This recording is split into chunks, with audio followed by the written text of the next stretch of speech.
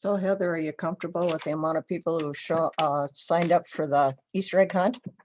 Yeah, it's looking pretty good so far. Good. I was wondering if I needed to read them the riot act. Yeah, it's going okay. Good. I'm Okay. not in my normal office today, so. I'm at Oh, Target. really? Oh, and you're going to do this from Target? Sure, why not? Or are you a brave soul? What are you doing at Target? Oh, last minute Easter shopping. We haven't done much of it yet. Aha. Okay. Yep. Got to get ready. So do you Yeah. still have any believers at your house? I don't think so. I think they're pretend believers now. Okay. Lydia's Yeah. going to be 10 here in April, so. Okay. I still can't believe you took those kids up to the border and back. That just amazes me.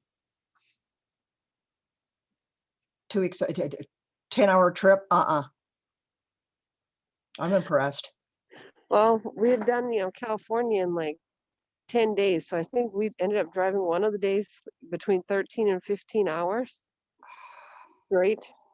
I was telling Mark about that. No, not in my lifetime. Okay. We took a lot of road trips when I was a kid, but they were never that long. Well, like I said, we're just blessed that the kids do so well in the car. Now, Nice. short trips though, no. They're typical kids, huh? Yeah. Typical siblings.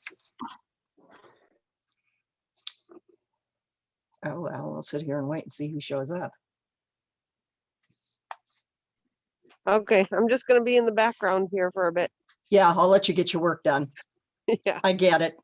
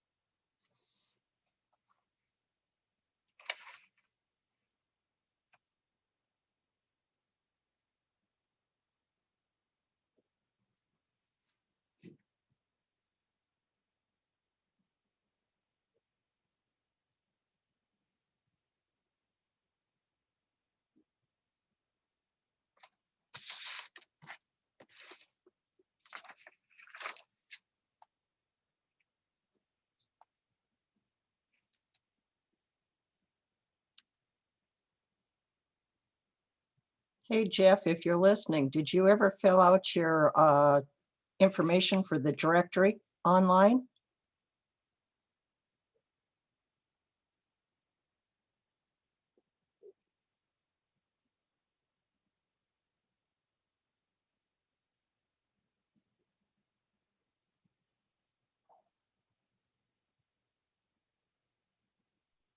I need to do that yet, Paula. Okay, thanks, Jeff. I've just got my cheat sheet here and I'm checking with people.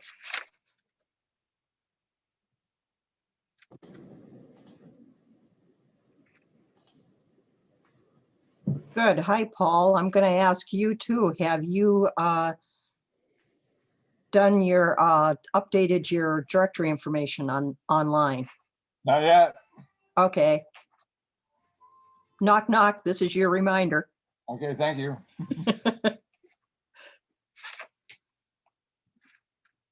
Oh, this is working out well. Hi, Jennifer. I'm going to good. Now Chris isn't connected to his audio yet. I can hardly wait until we get back in person so that I can start rattling people's cages about their directory. Well, here's the great thing.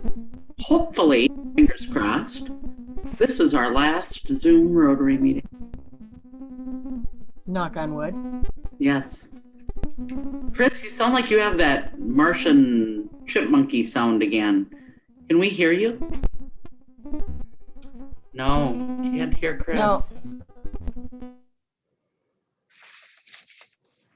Well, your muting stopped your chipmunk. Yeah. Paul Zivizar used to do that to me. He must have gotten that cured.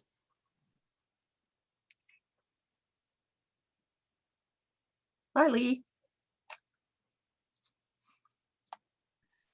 I unmuted myself. Isn't it amazing how good we're getting at this Zoom? Hi. kidding. Hi, Paula. Lee. Hello, everybody. Hi, Jen.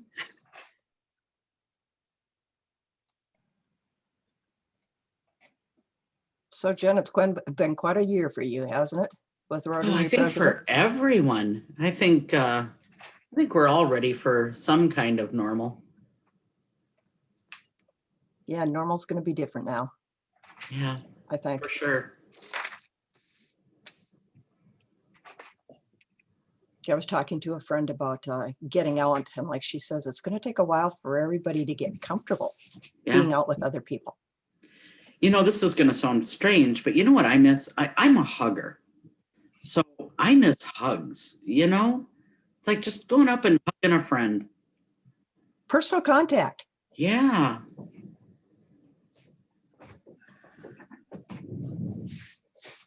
I'm learning to be a hugger. Yeah, it's pretty amazing for this, you know, Norwegian girl from a very stoic Norwegian family. Yeah. Although I had aunts that were huggers, so. See, my dad's family was that way. But they were from out east in Ohio, and we just only saw them maybe once every couple of years. Where my mother's family is not at all. So it's been interesting. We went Yeah. out there and it's like, what's this? We're in Ohio. Actually, they're in the Sandusky, Milan area. Not too far from Cedar Point, I guess.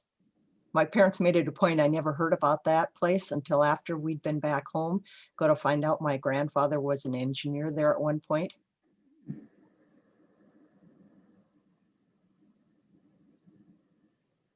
So Paula, I'm trying to recall the conversation, but Mark and I were just talking about your father-in-law. What? Charlie Persons. Yeah, tell me about him. Mark's parents, June and Charlie Persons, ran the KVBR radio in Brainerd. Okay. Mark helped build it when he was in high school. Funny. They lived over in Marshfield, and then they came here, and Mark was in radio since he was just a little itty bitty. But yeah, so that's probably. And Charlie had a program every Sunday afternoon, and every morning June had a program. It was Frills and Fancies. She did recipes and stuff like that. Oh my gosh, I love it. She was quite the character. She loved people, and a lot of people knew her. Yeah, I wish I could remember the context and what your father-in-law, Charlie, I'm trying to recall the context of how it came up, but yeah, it was kind of interesting. When Mark gave the program, I think. Say that again, Don? No, I think he told us when he gave us the program describing his background. Yeah, and then Charlie, Mark's father, had perfect attendance in Rotary for like 20 years, but he was a real character because he was a type. When they voted to bring women into Rotary, he voted no. I bet he wasn't alone. Oh, there were a lot of guys. Yeah. I was thinking about it the other day. I'm one of the older women in this club. That's scary. Like 25 years.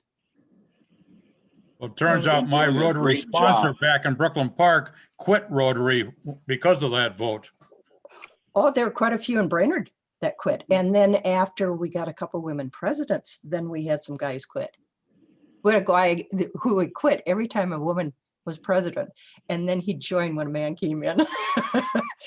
He did that 3 times, and I finally figured out what was going on. I thought, oh, we're going to take care of this. You know, sign of the times, right? I mean, Yeah. yeah. Gee, we get Bob today. Is he part of our speaker? I'm just here to hear the speaker.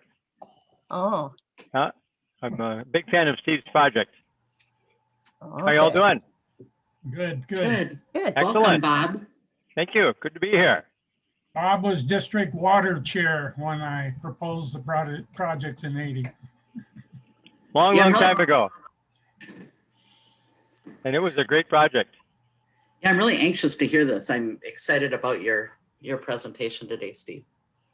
Thanks for your patience. It's gonna be thanked for your patience when you see how many slides I have. And again, I'm just gonna warn you, Steve, I have to duck out pretty much right at 1 o'clock. So if for some reason we go a little bit longer, my apologies for that. So Steve, you promised to keep it under 3 hours? Oh, yeah. Oh, good, good. We're just gonna go fast. Well, he's got a lot to share. Pictures are worth 1,000 words, right? Mm-hmm. When it comes to 80. And I had the privilege of seeing the PowerPoint ahead of time, and it was just fun kind of scrolling through all your slides, Steve. That was one of 4 that I combined into one shorter version now.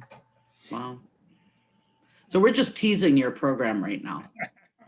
Does it look like too many people are gonna be on today? I know, what a bummer. I was hoping for our last Zoom hurrah. Maybe we'd have a good turnout. Are you returning next week are you going to do a hybrid? Heather? Heather, are you doing hybrid? I think we're going to attempt it. She may be Good. busy doing, oh, she's there. Have you applied for the tech grant? Have not yet. Okay, well, that's still available through the end of the Rotary year. Might be handy when you're looking at, having the right audio or the right camera or whatever. Yeah, I think audio has been the real issue. I see Heather unmuted, so maybe she has something. Oh, can you hear me? She's Kind of, showing Heather, how audio very is problem. faintly.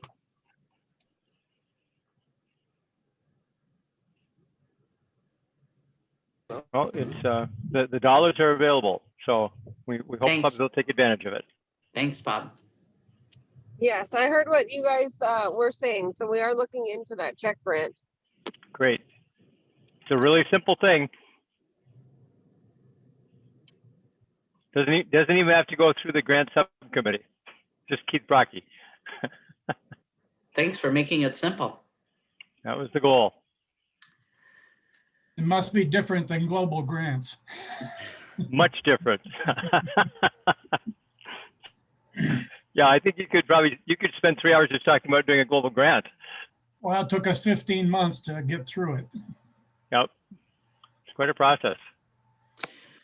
Well, I'll tell you what, it looks like we have about 19 people. I'm guessing that we will have more that will pop in here, but I'm going to get us started since we do have a longer presentation than normal. So with that,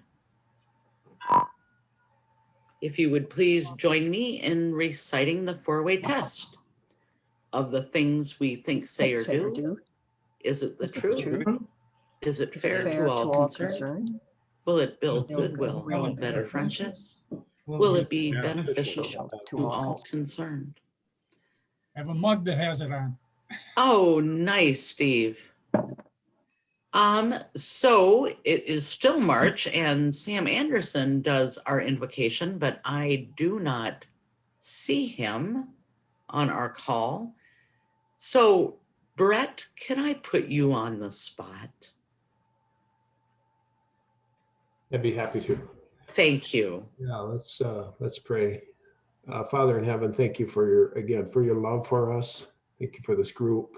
Thank you for all the hours that many of our Rotarians donate their time and try to help people in need. We just thank you for that. Thank you for this group here in Brainerd.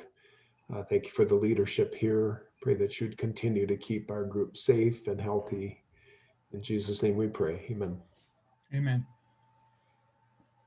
Amen. Thank you, Brett. Introduction of guests. Well, I'm going to start. We are honored by having our district governor, Bob McLean, joining us today. So thanks. Great to be here. Bob. Can I put in a shameless plug for the district conference? Absolutely.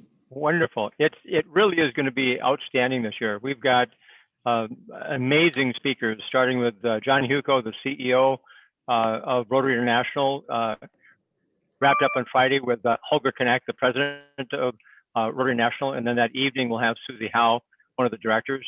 Just a great programs. And one thing to think about, it's free. So there's no cost. This is a first for our district. And I think there is something for everybody. So whether you sign up for one event, registration is required, but there's no charge. So you could attend one event, you could attend all of them. It's also a great opportunity for recruiting new members. You know, if anyone's ever wondered about Rotary, anyone who's gone to a district conference, you know, you really get a much different perspective on what Rotary is all about. And getting to hear from our international leaders will be just that much more fun. So I hope everybody in the Brainerd Noon Club signs up. There literally is something for everybody, and you know, invite your spouse, invite your friends. So thank you for the opportunity.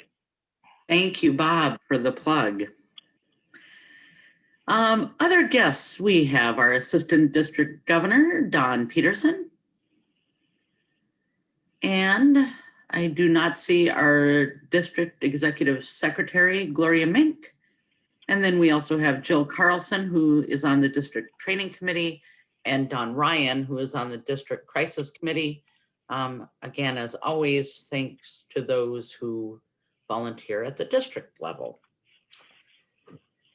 Announcements, Rotary related announcements. Does anybody have any Rotary related announcements?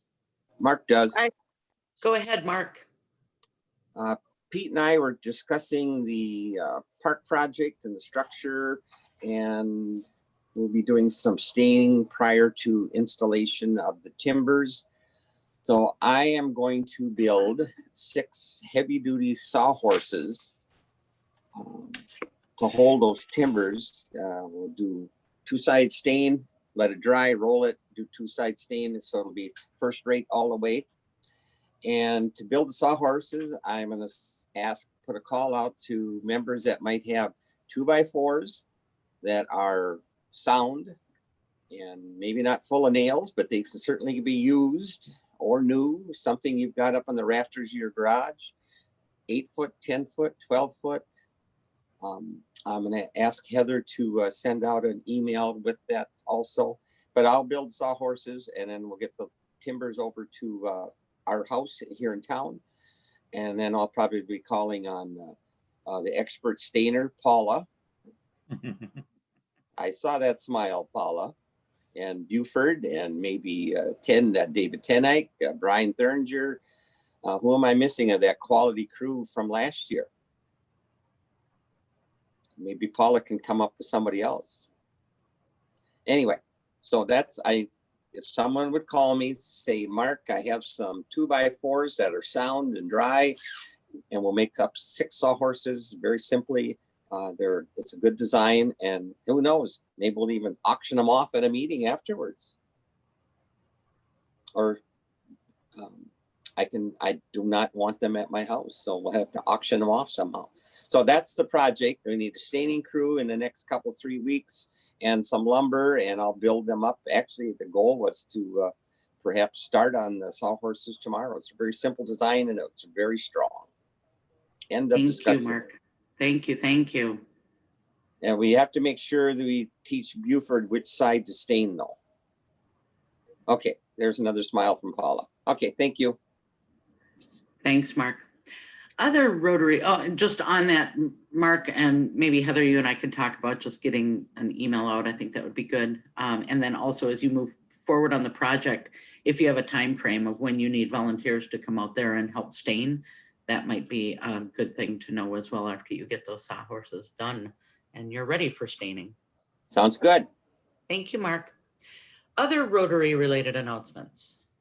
I have one. Go ahead, Heather.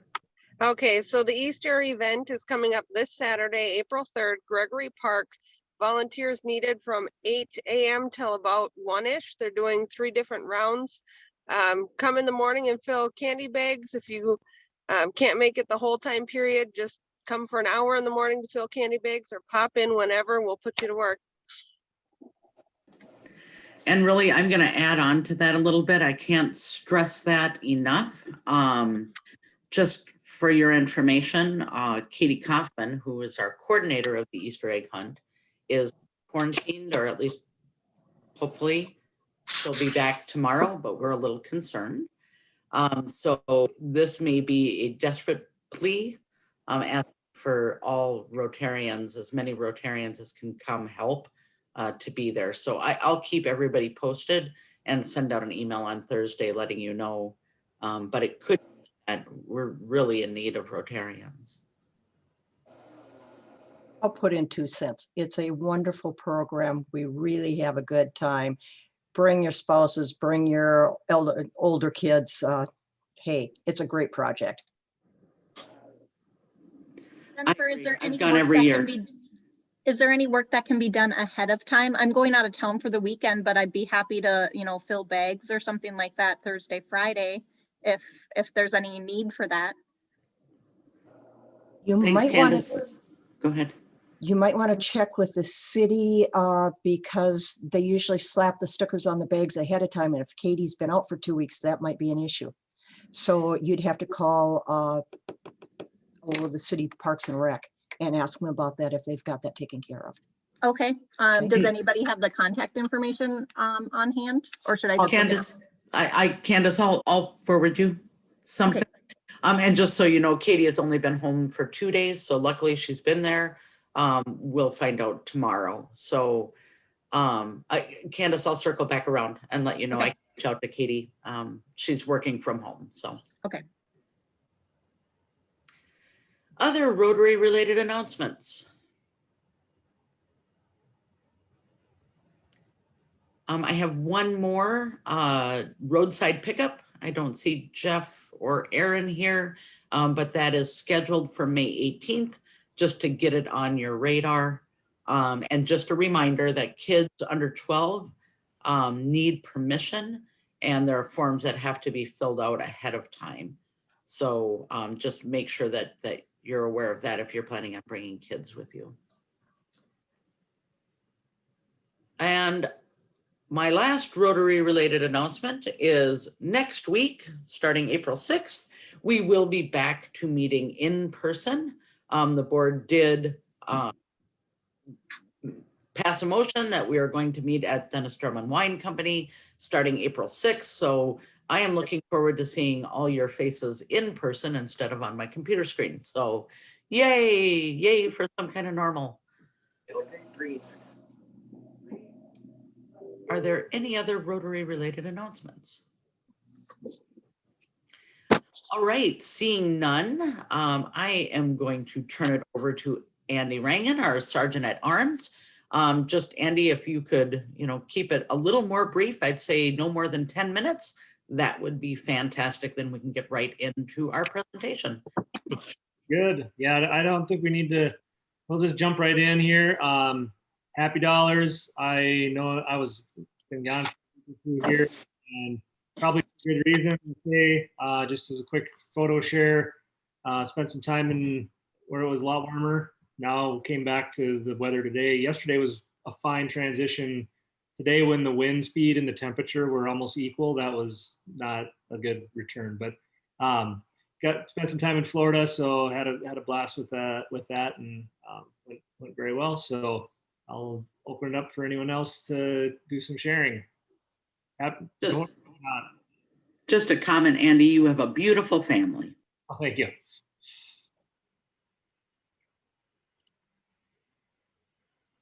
Brett here. I do have a happy dollar to share. We're coming into nice warm weather. Some of you have asked if you could go up for a paraplane ride. And I'd be happy to take anybody up that wants to go up. Lee, I just realized that I had you on my list, but I don't have your contact information. So in the chat box, I've left my phone number. If anybody would like to go up, if you could just please text me your name, and that way I'll get you on my flying list. So thanks.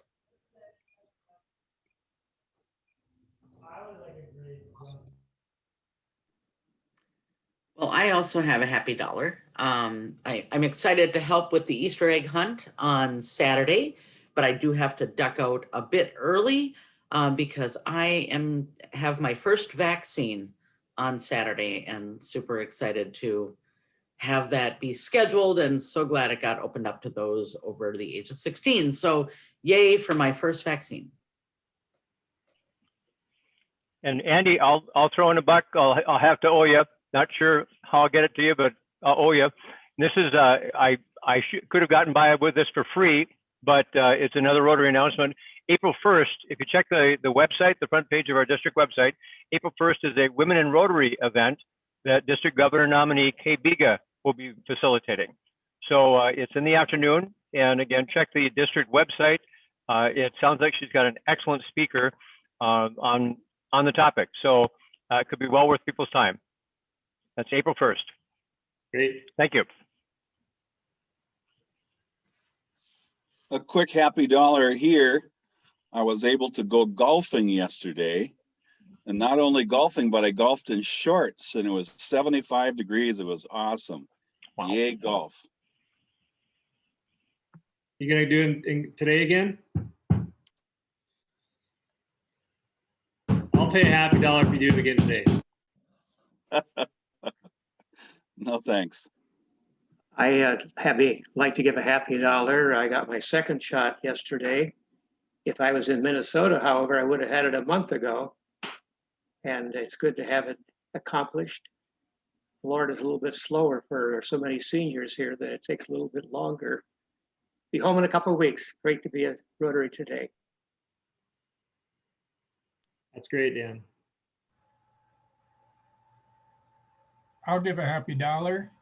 My wife and I are 2 weeks past our second vaccination. So I'm going over tomorrow and see my 90-year-old mother I haven't seen in 14 months. Great. I have a happy dollar. And actually, I'm so happy about it. It's like a happy $10. So many of you all know that I work for the Emerging Children's Museum in the region, and for several months we have been working to develop remote play packets. So we've been prototyping different things and getting feedback from select families, and I'm really excited to announce that now we have completely free play activities for any family that wants them in Crow Wing, Cass, Wadena, Morrison, or Todd counties. They're great for ages like 1 to probably 12. And right now they're totally free. I don't know that they always will be, but all the materials in there are families to keep, and I'm super jazzed about it. And anybody who wants one, I'll put my email in the chat. I have them all right here at the Franklin Arts Center, and I'm happy to deliver them as well. So very excited. A couple months of work, and now we're ready to release them into the community. I have a happy dollar. I have my 2 youngest granddaughters up in Duluth. Now, either it's better parenting or better education, but the youngest one is in the 6th grade. She's on a robotics team. She was competing against her older sisters in the high school and junior highs at the state with their robotics team. Now, this is 5 girls, all girls. And they won first place at state. Not only did they win at state, their lower score, and I don't know how they keep score, but their lower score was higher than anybody's highest score.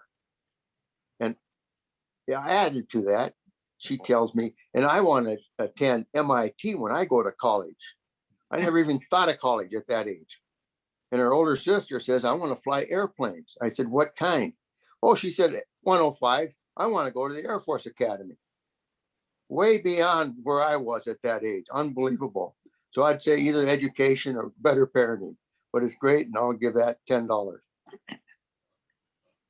Great.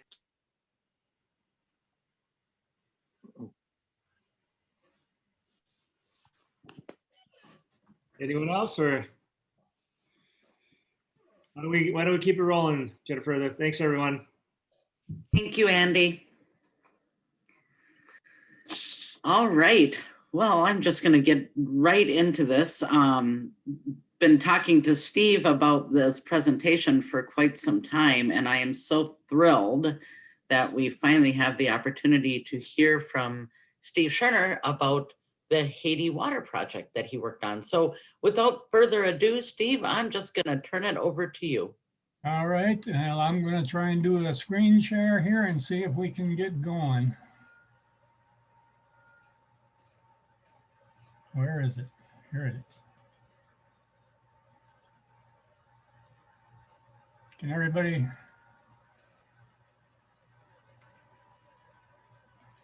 Can you see the screen? Is it on there? It is, Steve. Thank you. All right. So as I put this together, then I got thinking about people are going to wonder, how did you get involved in the Haiti in Haiti?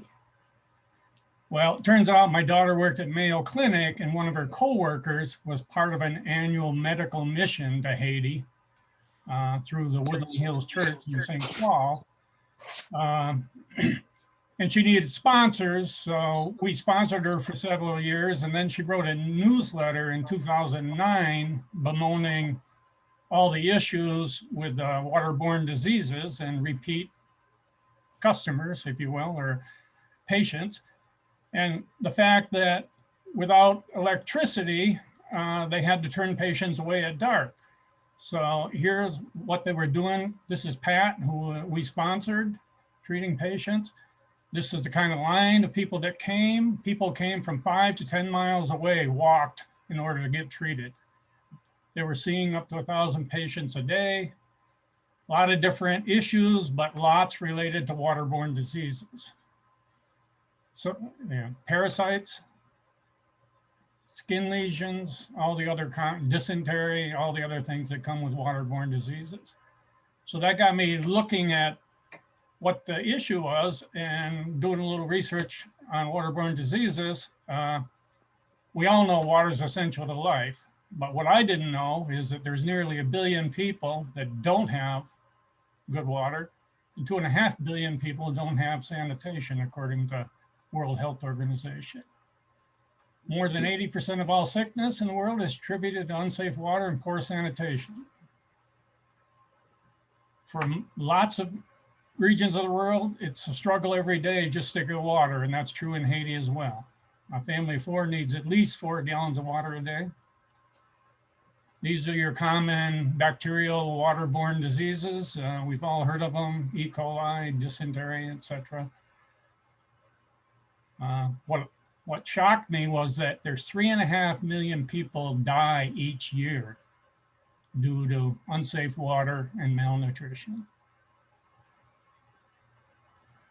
Haiti once was a tropical paradise. Now it's the poorest country in the world.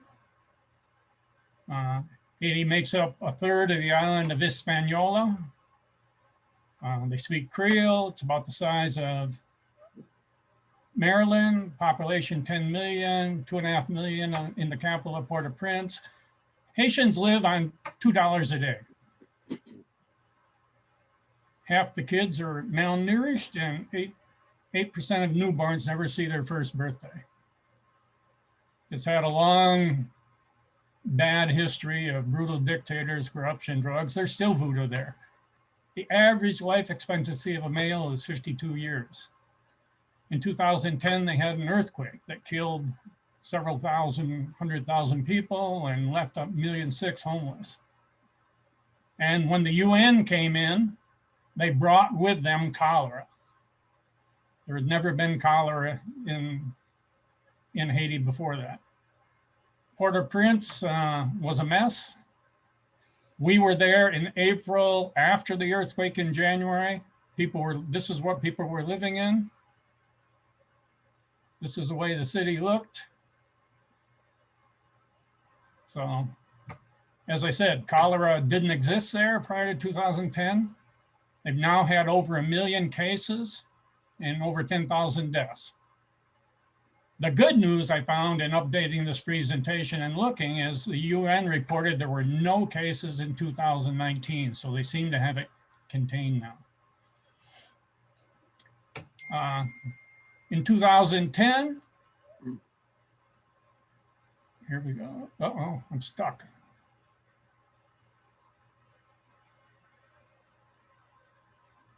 Sorry. In 2010, we took an exploratory trip down there. Mike Cochran, who'd done some international projects, went with me. Lori Fox, who was an RN and a nurse instructor at Lake Superior College, went with my wife and I down there. We wanted to verify the need for the project. We wanted to set up a working relationship with COFED, who was the organization that had the community engagement program down there, meet the local Rotary Club, determine what was feasible.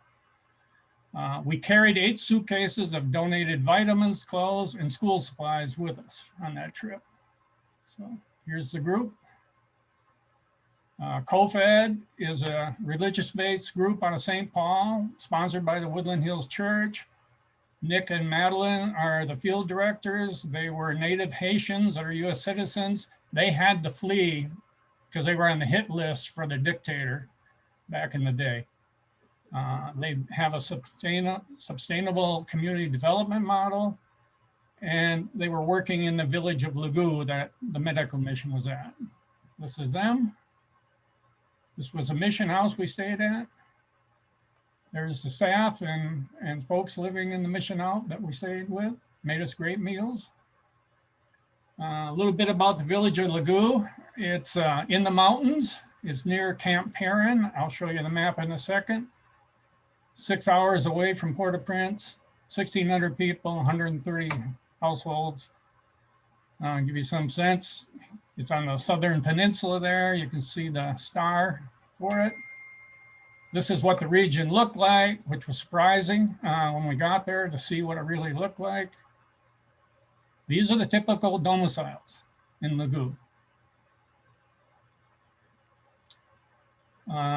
COFED has been there for about 5 years. They've done a lot of different activities.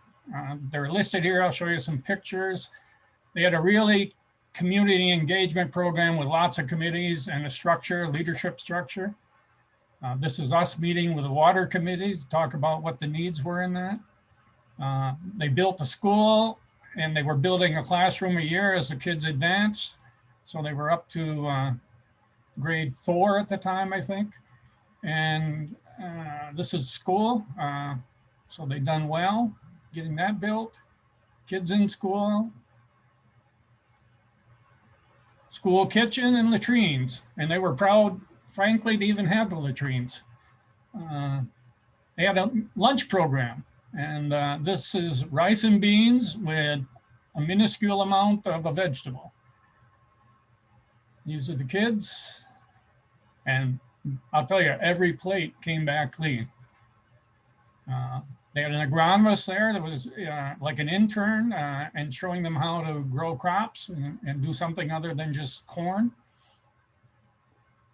Water situation, nobody had clean water.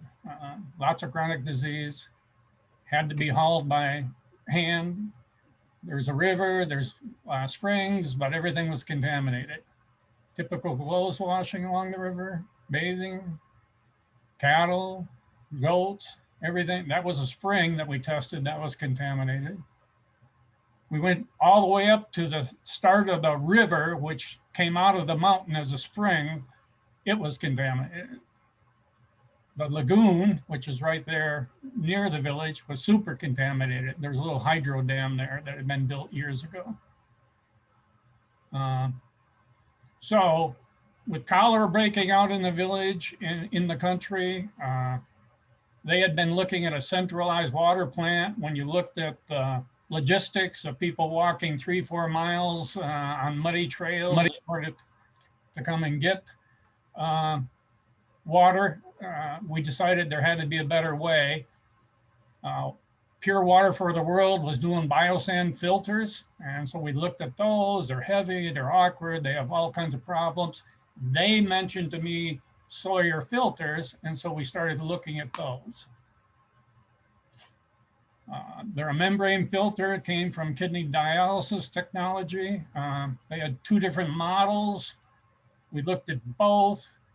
Lori Clark determined that 90-10 rule, the 0.1 filter that could do a lot more gallons of water at 1/3 the price, took care of 90% of the diseases in Haiti, except for a few rare viruses. So we went with that one so we get more bang for the buck. This was me setting up a system and testing it. I actually went to the swamp near my house, took swamp water, ran it through and tested it and all that. So we decided we were going to approach it in two ways. First, we were going to immediately try and get the water filter systems in. And second, we'd look at more of a centralized water distribution system. We had a budget at $12,000 funded by North Shore, Harbortown with a matching grant from the district. And COFED provided the housing, the transportation, and all that. We made the trip. So we were there in April, we were back in June. One positive occurrence was that Ron Moore, who was president of his own little hydro care company, had joined the COFED board. So he went with me so he could work on the water aspects. There's our group meeting with the water committee. We hand carried the filters down. That saved us a lot of expense and transportation and duties. We picked up 200 gallons or 205 gallon buckets.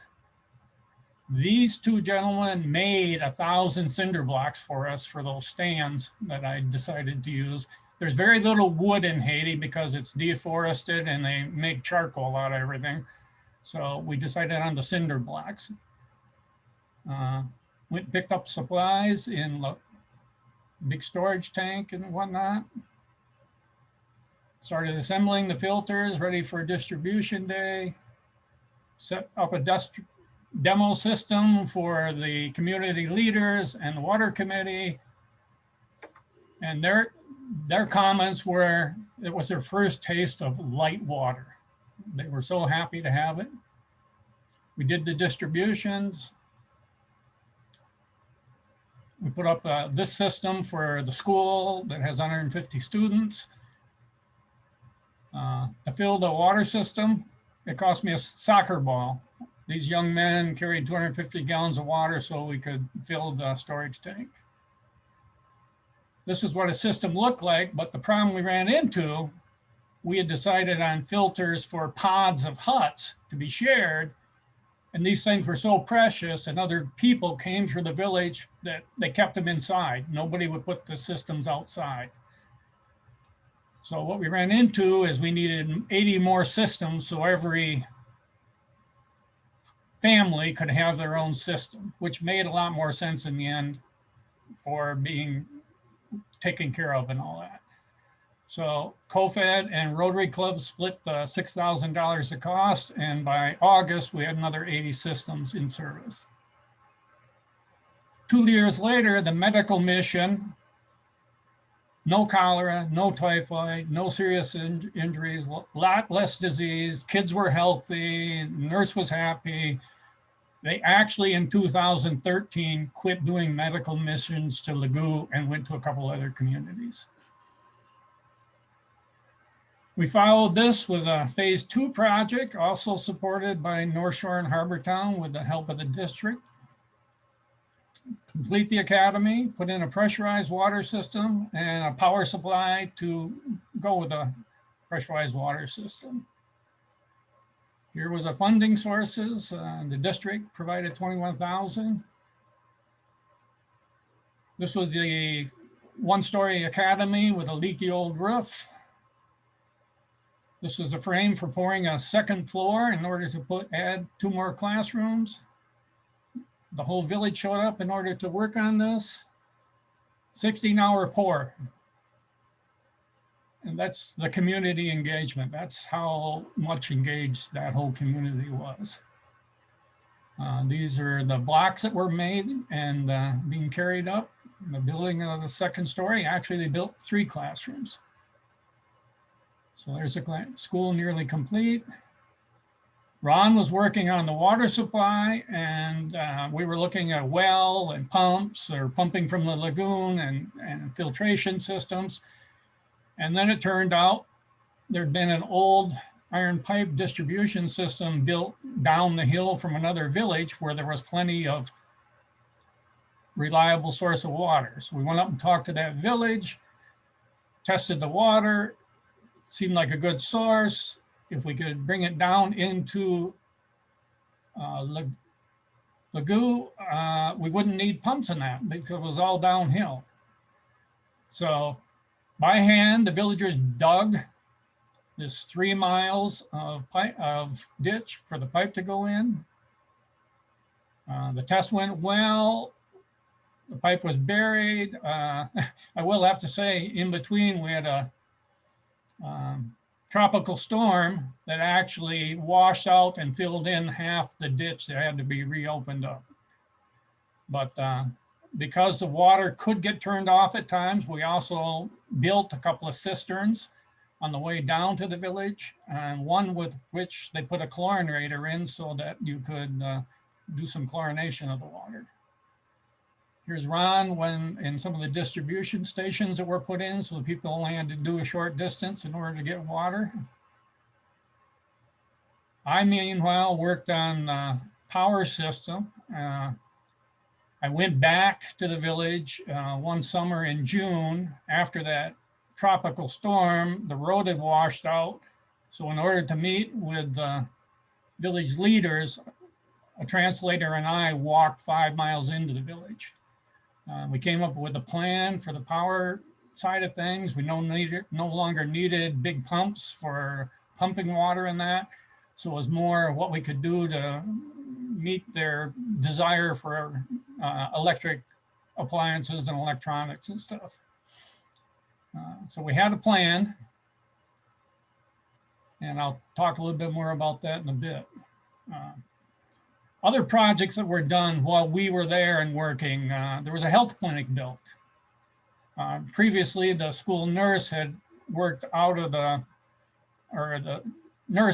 school building. They built her a separate clinic.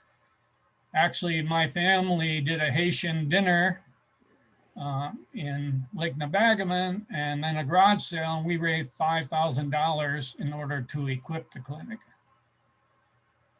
There was a footbridge built. I'm showing you the completed picture, but I wanted to show you a couple of pictures of the work that was done in order to build that bridge. The school kids took a day off from school in order to move all the rocks out of the river up that they needed for the foundations. A lot of work went into it. Virginia Tech students supervised the work.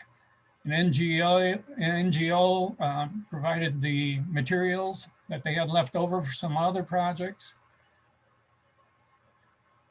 On to the bigger, when we came back and reported to the district on our success with Lagoo, the district leaders, including Bob McLean, listened to the presentation and said, can you scale this up? Can we do this again? And we began work and discussions with District 7020, which is the Caribbean area, and the local Lacai's Rotary Club to see what we could do. And then we set a goal to install 5,000 of these systems in Haiti over a 2 or 3 year period. Phase 1 would be 1,000 systems. Craig and Diane Loftry, I think it is, from Ely, said they would take charge of the administration of the effort, and I agreed to be the project manager. As I said, we'd got a global grant, but it took us 15 months. We were right at that transition from the old program to global grants, and quite honestly, they were making up the rules as they went, and it took a long time to get through RI's bureaucracy. The other problem we ran into was Lakai's club was already committed to several projects, so they didn't feel they had the time to do it. So District 7020 decided that they would kind of sponsor it, and I ended up going to their district meeting and met with the Haitian leaders and the Leogon Rotary Club, who had an expert in water type stuff, said he and his employees would help us do it. So then Lakai's agreed to it. I will have to say one point I want to make is such grants now have to have measurable results. So that made this more problematic, or in the end better. This is one that you guys all helped sponsor. 13 clubs put in monies, including Brainerd. We raised $25,000, or the Loffers did. We got some district designated funds. They provided some district designated funds. We got a global grant, and we ended up with almost $94,000 to do this. I talked about this. I want to say something about Sawyer filters. They really wanted measurable results. So their marketing manager gave us the filters at cost because they so badly wanted empirical results or measurable results. The system had evolved to something like this by this time.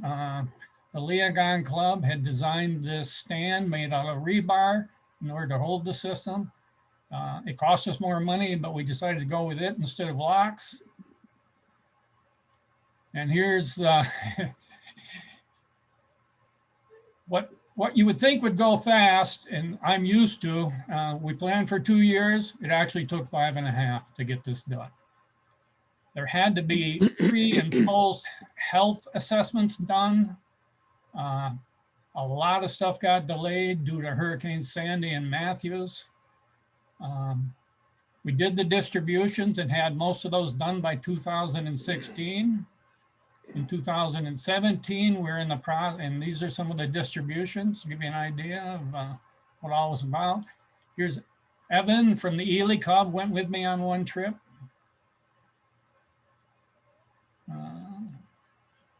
There's myself and Fritz from the Leogon Club. He did a lot of the training and explanation.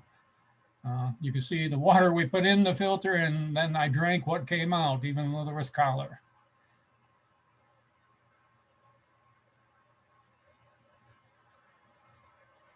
So a big effort. This was many members of the Lakai's Club. Fritz was with us with one of his staff, and the COFED staff actually helped train in the other villages after the group, after they'd been trained. What we did is had people with medical training do pre and post surveys, going to the individual family homes with a survey form and getting answers basically from the moms or the mothers as to the conditions and that sort of thing. This is what really got delayed. The paper forms that COFED was processing for their villages got destroyed when their mission house got destroyed. Their computers got looted. So we had to redo about half the assessments, but that was 2017-18. But here's what was good about it. The incidents of lost appetite, pain, diarrhea, dysentery, vomiting were down 80%. Cases of typhoid and cholera were down 95%. Almost 90% of the systems were still operational. And those that weren't, we either repaired or replaced. After I was done with that project, Fritz and his Leogon group did phase 2. They did an additional 1,000 filters in 2017 and 18. Now, this is Haiti. 2 steps forward, 1 back.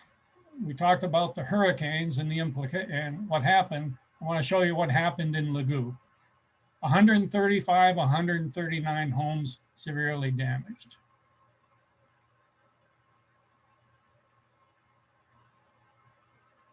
This is what they were living in after the hurricane. This is what our poor academy looked like, and the health clinic is on the other hill on the other side. Remember, this was beautiful vegetation and lush and banana trees, and this is what was left. This is what the clinic looked like. All the school materials and that were ruined. Some of the water systems, many of them actually survived and were in use after. So what did we do at that point? We had $22,000 left, and I was working on the power system aspects. And frankly, the academy and the clinic that we were going to power up, two of the more important buildings, were destroyed. So I went back to our district grants committee and had to get permission from both North Shore Rotary and Harbor Town that had put the funds in, and asked to redirect the funds to disaster relief, which they let me do. So here's what the academy looked like after we put a new metal roof on. Redoing the plaster and painting. And by, I think in April, the school was back open. New roof on the clinic and it repaired. So with that, we finished our phase 2 final report to the district grants committee. It was complete in August, and that kind of ended my projects. I have to say District 7020 picked up at that point. And rather than do a phase 3 and phase 4, decided to go to a different program, which was this one. And they did it by signing an MOU with the government. So the health department and the government would be involved and support it and do the health assessments, that sort of thing. And since then, there's been 2 global grants for $500,000 to do one of the suburbs of Port-au-Prince. There's 2 global grants in process right now to do Pinyon and Faro. And I think you guys have did projects for Pinyon with the hospital and that. And they're developing a plan for Leogon, Fritz's commune, to go back there and do some water projects. So that's kind of where things are at. So with that, let's see if I can stop this.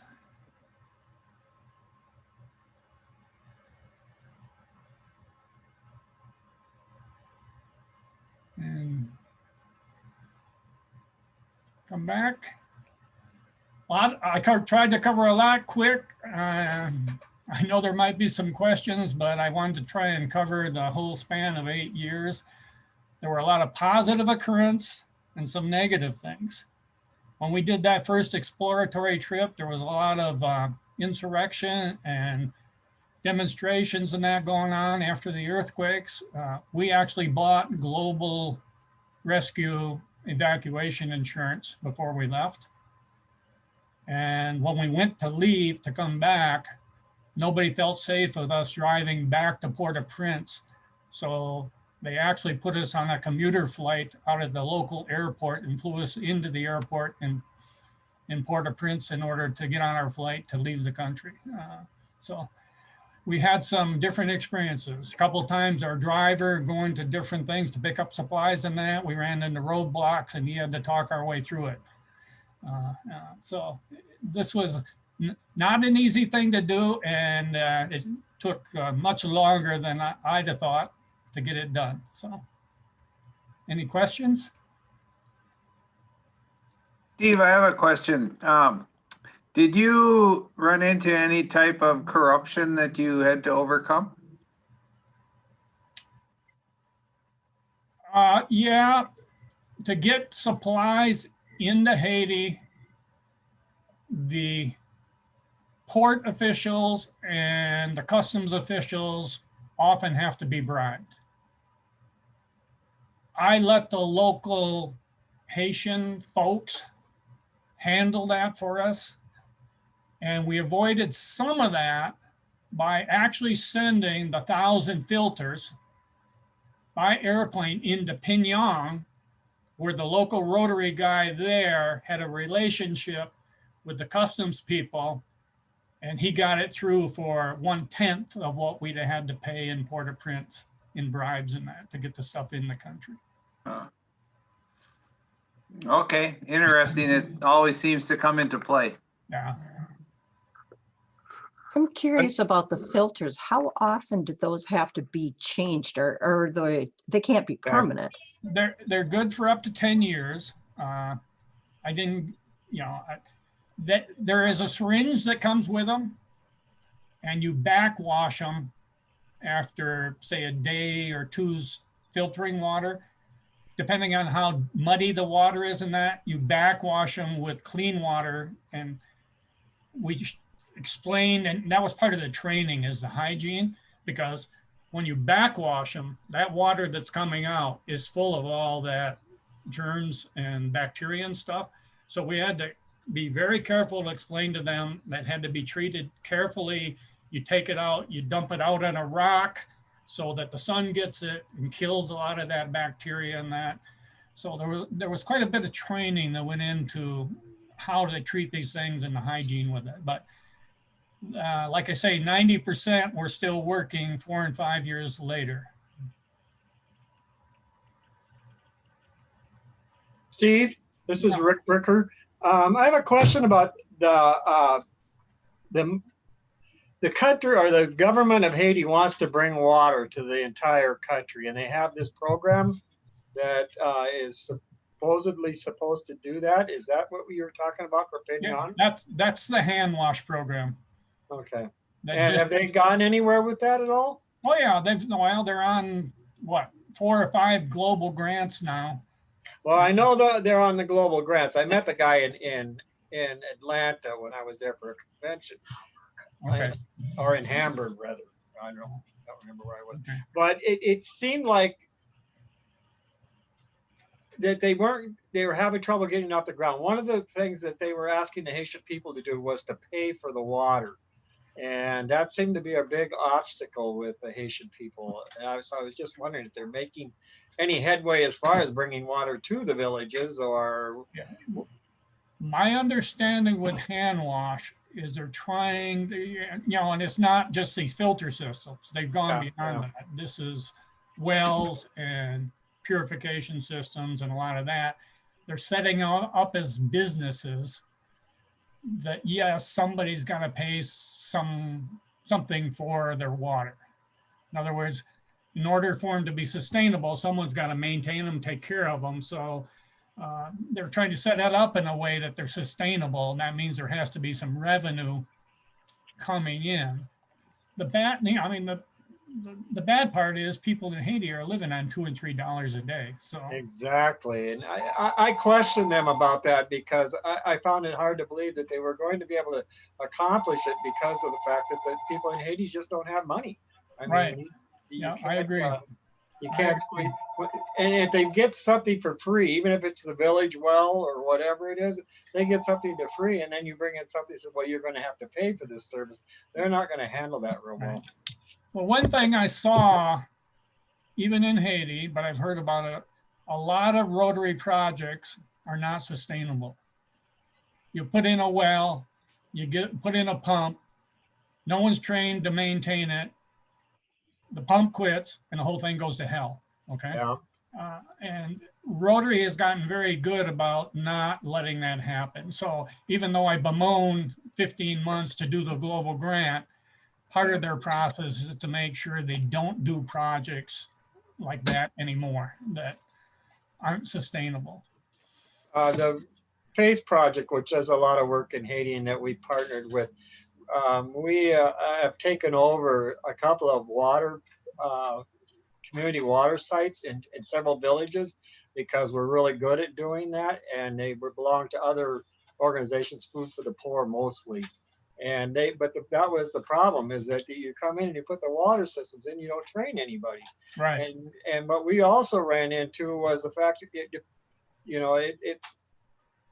they don't like chemicals. So if you chlorinate it and it tastes funny, they're not really liking to use it. So they like to use filter systems. And so we have been converting these chemical treated water supply places with these filtration systems and providing them with the filters periodically when they need them, so that they can change out to get the clean water to keep it clean. But it's an ongoing struggle. And you look at the average well in Haiti, if it lasts 10 years, that's a long time. Yeah. You know, they just go dry. They just do. There's just no way around it. Yeah. Steve, I'm curious how well the cellular water filters hold up with water that is heavy in saline. Don't really know, because we didn't really run into that. Okay. I think if they're backwashed on a regular basis. So you can actually take that filter, and you can't put it in boiling water, but you can put it in warm water, okay, and then backwash with warm water, cleans out some of those minerals and other things that get in there. So like I say, there was quite a bit of training, and I'll be honest, a number of those villagers, I'm not sure understood everything. So, you know, you had to have these water committees that would go out and see if things were still working and go over it with them again and again. Some of the stuff, the first time the filters quit, 3 or 4 families threw the buckets and that over the bank, and we're done with it. You know? Yep. I mean, that's a reality. Mm-hmm. Yeah, it is. Well, I commend you and your entire team. As you were mentioning, it was a pain to have to go through all of the validation, but you know, the work that you did to do pre-testing and then post-testing of the effectiveness of your system, that made a world of difference. And the fact that they were still operating after 4 or 5 years, because that was another concern that many people had, you know, whether they'd still be working. But it's nice to see that you guys actually stayed the course. You didn't, because in Haiti, it's real easy to give up on something. And well, so I'll be honest, Rick, after we finished and I got my 2 reports done, I needed a break. Yeah, I hear you. I hear you. It can wear on you, I know. Oh, yeah. So one question that Rick can relate to, I'm just curious, with the meals that were served to you, did the fish still have their eyes? Oh, yeah. on one of my trips, I ate red snapper probably 12 of my 15 meals. Yeah. And frankly, that was good. They get very little protein in their diets down there. When Janie and I went back in June, you know, to actually take the filters down and install them in Lagoo, they were out of food. Okay, they had they were stopping doing meals at the school because so many people had come back from Port-au-Prince to their extended families in Lagoo and the other villages, because there was nothing to do in Port-au-Prince, that they had used all their stockpile up, and their seed to plant their plants was gone. Ouch. So we actually gave them $2,500 so they'd keep feeding the kids at the school that year. Wow. So that's tough. But when people are starving, you know, desperate people do desperate things. Yeah. Yeah, and Haiti's, believe me, there's no improvement in Haiti. It's still bad. Yeah, and the political situation's really tense right now. It's almost like they're taking a step backwards from a democracy, stepping back towards that dictatorship type government again. Yeah. So we don't know what's going to happen there. Yeah. We don't have any trips planned right now, but we're trying to. Well, with COVID and that, they pretty well locked everybody out, including, as a matter of fact, the I want to say the U.S. State Department very emphatically made a level 4, don't go there. We don't want any of that. I know. We can't help you if anything happens. Yeah. There is no emergency medical system. There are no ambulances. There are no emergency rooms. There are no, You know, so if you get sick down there, you You better better have a way get out. evacuated. You're on a putt-putt. Yeah. Yeah, tap, tap. All right, folks. I hope that gives you some insights of what life in Haiti is like. Great program, Steve. Thank you. All right, bye. Very well done.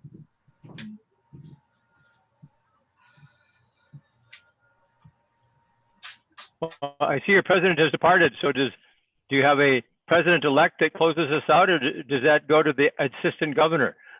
I think it's the AG. Attends these meetings, but never hosts one. I'm heading out. Have a great day. Thank you.